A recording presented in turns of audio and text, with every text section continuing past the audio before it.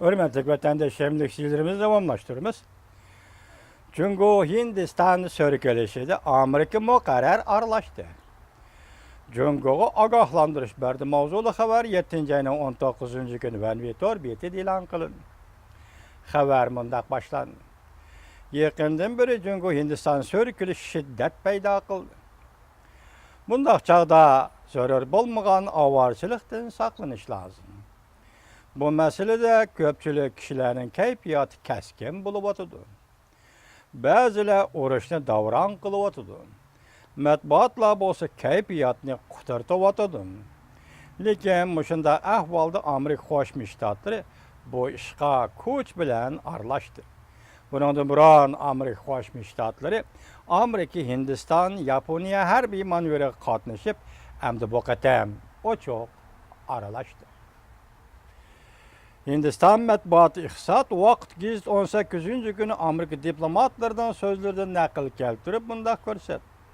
Jungo Hindistanning sal qarag'ili bo'lmaydigan kuch ekanligini e'tirof qilishi lozim.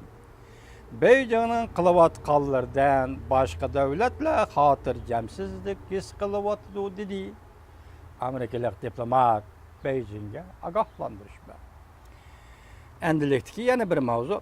Hindistanning sobiq davlat mudofaa ministri hozir Tibetning mustaqilligini qo'llaydigan vaqt keldi dedi mavzuli xabar 7. ayning 19. günü Venvitor betida e'lon qildi. Jungo bilan Hindiston chegarada so'rkilishayotgan shundaq bir paytda Pokiston bilan Hindiston to'qinishining harorati o'rladi.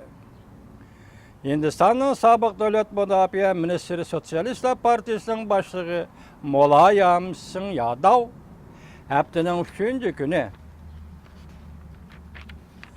parlamentning Tuvan palatasida mundaq ko'rsatdi. Jungo Pokiston bilan birlashib Hindistonga zarba berishga tayyorlik qildi. Jungo Pokiston davlati ichida Hindistonni qarg'aladigan yadro qurollari o'rinlashtirdi. Hindistanning axborot organlari bu paktga allaqachon erishdi. Jungoga qattiq qo'l muomala qiladigan Yadav Tuvan palatada yig'in ochganda bundaq ko'rsatdi. Hindiston navbati Jungodan kelayotgan tahdidga duch keldi. Men ko'p yillardan beri ogohlantirib keldim. Jungo Pokiston bilan birlashib Hindistonga zarba berdi dedim. Yadav mundaq hisobladi. Hindistonning dushmani Pokiston emas. Dushmani Jungo. Chunki Pokistonning Hindistonga tahdidi yo'q. Yadav mundaq ko'rsatdi. Hindiston hukumati parlamentga tushuntirib qo'yish kerak.